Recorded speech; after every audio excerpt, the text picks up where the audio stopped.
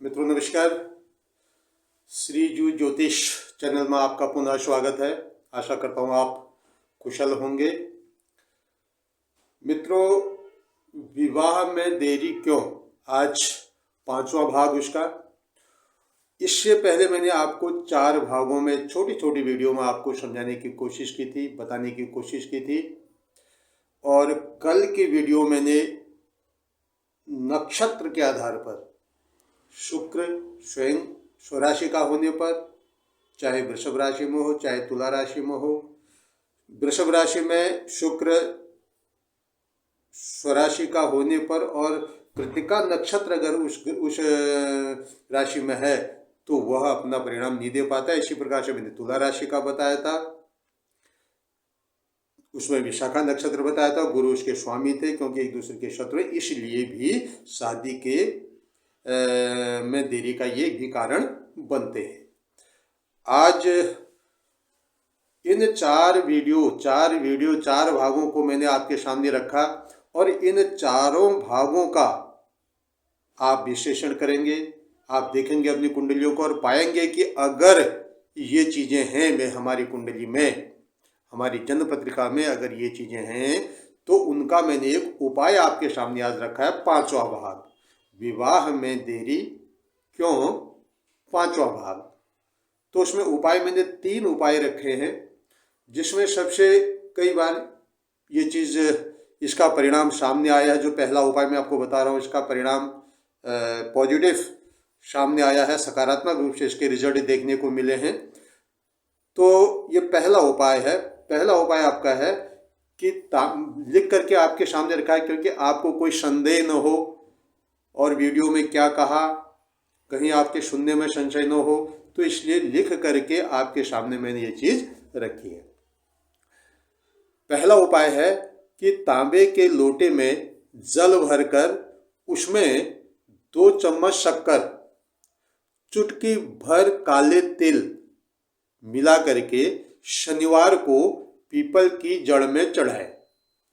तांबे के लोटे में जल भर करके उसमें 2 चम्मच शक्कर यानी चीनी और चुटकी भर काले तिल। यहाँ पे काले तिल का मतलब है कि शुद्ध काले तिल होने चाहिए। जो काले तिल हैं आज के समय में उन पर रंग किया जा रहा है, पता नहीं लग रहा है कि ओरिजिनल है या डुप्लीकेट है करके। तो शुद्ध काले तिल, इनको मिला करके उस जल में शनिवार को पीपल की जड़ में उसको चढ़ाए। और चढ़ाएं किस दिशा में मुंह करके, पश्चिम दिशा में मुंह आपका होना चाहिए, पश्चिम दिशा में, क्योंकि शनि पश्चिम दिशा के कारक है, यानी पश्चिम दिशा से ही शनि का उदय होता है। शनि देवता का जो उदय स्थल है वो पश्चिम दिशा, उदय की दिशा है वो पश्चिम दिशा है। इसलिए पश्चिम दिशा को मुंह करके पीपल के पेड़ में शक्कर और काले तिल मिला हुआ जल इसको चढ़ाएं और फिर पीपल के पेड़ को स्पर्श करें। स्पर्श करने के बाद, जब स्पर्श आप कर रहे हैं तो उसके बाद हाथ जोड़ें। हाथ जोड़ते समय आपके मन में जो कामना है, जो मन की बात करनी है शादी की या अन्य चीज़ों की, शादी के लिए विशेष, तो उस बात को वहाँ पर रखें मन ही मन। उसके बाद हाथ जोड़ करके पीपल को नमस्कार करके अपने घर को वापस आ जाए। तो ये जो हमारा उपाय है, ये लगभग इसके सकारात्मक रिजल्ट देखने को मिले हैं। अब प्रश्न उठता है कि पीपल के पेड़ में जल कब चढ़ाएं? पीपल के पेड़ में जल कब चढ़ाएं? शनिवार का दिन है, लेकिन शनिवार के दिन आप सुबह से लेकर के दूसरे दिन यानी रात्रि 12 बजे से पहले तक भी आप पीपल के पेड़ में जल चढ़ा सकते हैं। उसका कारण है क्योंकि पीपल ही एक ऐसा वृक्ष है जो 24 घंटे ऑक्सीजन देता है और कार्बन डाइऑक्साइड को ग्रहण करता है। तो हो सके दिन में, सुबह, शाम, सायंकाल का समय इसके लिए बहुत अति उत्तम माना गया है, क्योंकि शनि अंधकार का कारक है और सायंकाल जैसे ही सूर्य अस्त होते हैं और शनि उदय होते हैं, तो ये सायंकाल का समय ही इसके अच्छे परिणाम मिलते हैं। उस समय शनि के उपाय करें। यही नहीं, शनि के, अगर शनि मंदिर में जाकर के आप शनि की मूर्ति में तेल वगैरह चढ़ा रहे हैं तो वो भी सायंकाल के समय ही यानी सूर्यास्त के बाद ही चढ़ाने की कोशिश करनी चाहिए, क्योंकि इसके परिणाम मिलते हैं। और परिणाम इसलिए मिलते हैं क्योंकि शनि अंधकार का कारक है, सूर्यास्त के बाद ही शनि का उदय होना होता है। दूसरा हमारा जो उपाय है वह है शुक्र का मंत्र। अगर मैंने कहा आपसे इससे पहले की वीडियो, मैंने आपको 4 वीडियो आपकी इसीलिए बनाई गई हैं क्योंकि आप एक एक चीज़ को समझ जाएंगे, टुकड़ों टुकड़ों में समझ जाएंगे।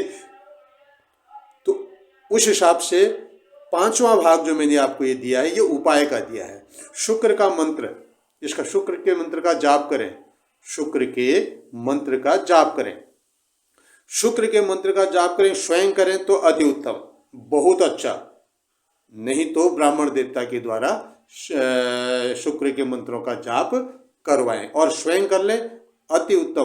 क्योंकि शनि शुक्र अगर पीड़ित है, शुक्र क्योंकि शादी का, युवकों में शादी का कारक ग्रह ही शुक्र है, तो अगर शुक्र पीड़ित है तो शुक्र का ये मंत्र है, ओम ब्राह्म ब्रीं ब्रों शः शुक्राय नमः, ओम ब्राह्म ब्रीं ब्रों शः शुक्राय नमः। तो इसका जितना अधिक से अधिक, इसमें कोई संख्या से उसका तात्पर्य नहीं है, जितना हो सके अधिक से अधिक उस हिसाब से इसका जप करें। तीसरा उपाय हमारा है सूर्यदीप। मैंने कल की जो कृतिका नक्षत्र में सूर्य वृषभ राशि का स्वयं, शुक्र का स्वयं अपने ही घर में होना यानी वृषभ राशि में ही होना, स्वगृही होने के बाद भी वह परिणाम नहीं दे पाता है शुक्र अपना। उसका कारण क्या है कि यदि उसमें कृतिका नक्षत्र है तो कृतिका नक्षत्र सूर्य का नक्षत्र है और सूर्य शुक्र का शत्रु है, इसलिए सूर्य को आप प्रसन्न जब करते हैं, सूर्य का उपाय बता रहे हैं जिससे शुक्र मजबूत रहेंगे। शुक्र का, सूर्य का है ओम, सूर्य गायत्री मंत्र है, सूर्य गायत्री मंत्र का भी 108 बार जितना हो सके वो मंत्र है कि ओम भास्कराय विद्महे दिवाकराय धीमहि तन्नो सूर्याय प्रचोदयात्, ओम भास्कराय विद्महे दिवाकराय धीमहि तन्नो सूर्याय प्रचोदयात्। तो ये 3 उपाय आज मैंने आपको बताए। आशा करता हूँ कि ये उपाय आपके जीवन में परिवर्तन लाने के लिए लगभग सही साबित होंगे। श्रद्धा से उपाय कीजिएगा, पूर्ण श्रद्धा से उपाय कीजिएगा और श्रद्धा और विश्वास के साथ जब आप उपाय करेंगे तो ये फलित होगा, क्योंकि विश्वासम फलदायकम, विश्वास ही फलित होता है। तो इस प्रकार से इन तीनों उपायों को करके, तीनों में से समय के अनुसार कभी कोई उपाय, कभी कोई उपाय, कभी कोई उपाय, और शुक्र और सूर्य का उपाय तो आप लगातार ही करते रहिए, हर शुक्रवार को और हर रविवार को। शनिवार का उपाय आपका ये है। शनिवार के उपाय के दिन हमें बहुत अच्छे परिणाम देखने को मिले हैं कि इससे जातकों को काफ़ी फायदा हुआ है। तो मित्रों, आज की वीडियो का समापन यहीं पर करता हूँ। कल आपके लिए एक विषय इस प्रकार का लाया जाएगा कि हमारी कुंडली में कौन सा ग्रह क्या क्या परिणाम देता है, उसके बारे में कल चर्चा करेंगे। अगर आपको अपनी कुंडली दिखानी हो, उसका विश्लेषण करना हो या कुंडली बनानी हो तो मेरे इस मोबाइल नंबर पर संपर्क करने की कृपा कीजिएगा। मोबाइल नंबर है 8448068665। धन्यवाद।